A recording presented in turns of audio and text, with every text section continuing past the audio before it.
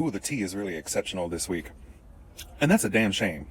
The sun moved into Gemini and released its reintegration efforts with the higher self and the dreamy sides of Neptune and the North Node, connection to our fantasy life, snapping us right back into reality.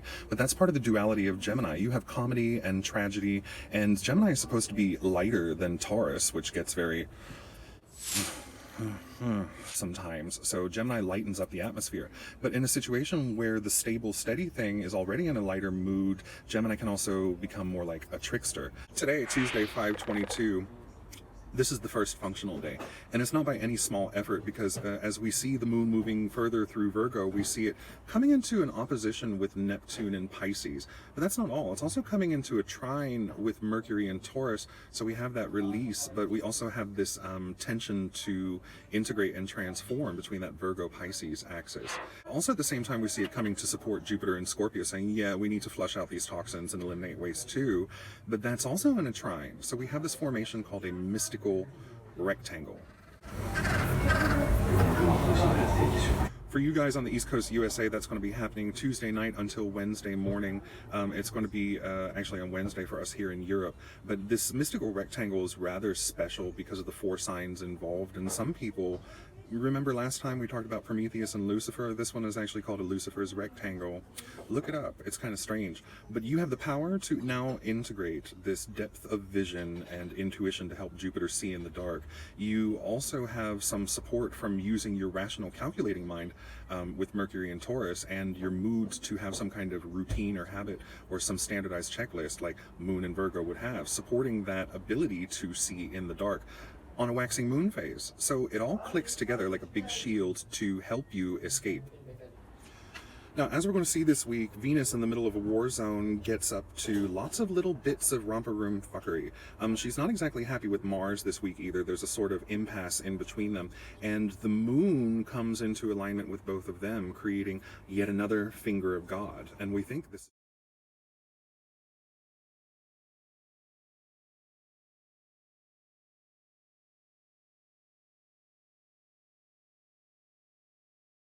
right into the main battle in between Mars and Uranus, with this obsessive need to order and organize absolutely everything. So we have another Thor's hammer, ta-da, as well as this finger of God and this mystical rectangle. So again, it's not going to be a great day for Leo or Aries or Capricorn or Virgo or Scorpio, but we have additional pressure on Virgo to perform. Now on Wednesday, 5/23, as that mystical rectangle matures in the morning hours, we're going to see a pressure increase on Virgo, and that performance is going to be necessary because now the sun is involved. It's all charged up and in trine to energy, giving this force of aggression and directness and impulse, maximum power, really impulse to full on this.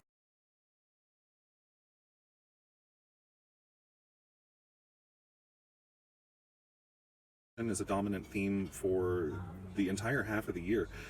So it is about depth, it is about empowerment, it is about evolution, but it's also frigging demonic deep. Literally a day trip through the underworld. Because I said Venus has been up to no good this week. In the battlefield, she is gathering allies and resources. She's been secretly funding this genius mathematical scientist of Uranus in Taurus, supporting him with comfort and privilege and joy so that it can crank out new genius innovations and weapons technology.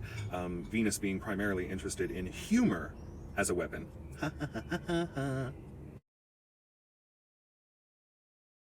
But Venus is also in a slow conjunction with the minor body Pallas Athena, which she's everything she sounds like. She's very much into just war, poetic justice, and also has a very studious and learned side. Her symbol is the owl, so you can't mess with her.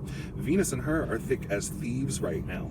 But Venus has also been recruiting Eris just a little bit, and these two are always dangerous because Eris never gets invited to the party. She is never satisfied with anything and is willing to start a Trojan war just to prove to everybody else that they are vain and foolish. So when Venus comes into the picture, she always wants to be the prettiest and fairest of them all, so you're pretty sure that there's going to be some kind of warfare taking place. Well, Thursday, 5/24. For every story, there's an epic climax, and this is gonna be it. Not only do we see a total of 4 Thor's hammers popping off today, we also see a really bad day for Aries and Scorpio and Virgo and Leo and Capricorn, as we mentioned. But now all of a sudden, it's going to be Libra and Cancer and Taurus getting dragged into the mix too, with particular emphasis on Cancer. That we had this tension of Mercury being the stubborn pack leader trying to navigate us without a roadmap or a tour guide, and also Jupiter being kind of opposite to it and trying to suddenly see in the dark, being in conflict with Ceres. This needs to be a big person and, you know, just put people in their place and be a little dramatic, fight drama with drama. Jupiter has just been throwing it in reverse and hitting the gas. Saturn has been very diligently using its reverse camera and backing up so it can align for some sacred kundalini there with Vesta, but all of a sudden coming into shock with Chiron and Aries. It's too loud. Saturn and Vesta also, while backing up, are also not really down with this idea of fighting drama with even more drama. Alignment for Mercury, who is not really paying attention and just staring at the map the entire time, to blunder into a third Thor's hammer, putting, again, much more intense pressure on Saturn, which is already very intense and pressured as is, on top of the pressure of Vesta. That is Jupiter, Ceres, Chiron, Mercury, Saturn. We have 4 Thor's hammers popping off on Thursday, and for those of you who have been paying special attention, this means that we have a grand cross illuminating all of this pressure. If this isn't the epic battle of the war between Mars and Uranus this month, I don't know what else to tell you. If you need a hero, look to the moon going into Libra. This will give you this poetic justice warrior bitch. It's going to be in trine, which means you'll have some great boost from the sun being in Gemini, granting you access to trickster skills and putting a little flip on it. But it's also going to be trine to Mars and Aquarius, which is going to be very forceful about expressing its progressive agenda. Now on Friday, 5/25, we see some of that pressure on Virgo released, although there is still some tension. We've still got a pretty crappy day for Aries and Scorpio and Leo, but now also, just to get everybody, we're going to throw Gemini into the blender and see what it does in alignment with Pluto and Lilith. Today on Friday, it comes into alignment, those two, with the planet Mercury, which is very rational and very aware. So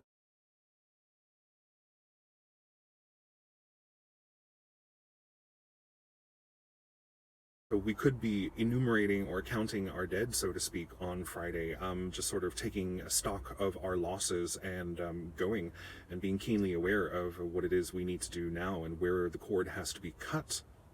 Now, by this point, most of that mystical rectangle has fallen apart like an IKEA box, and one of the last pieces of it, this Mercury sextile to Neptune.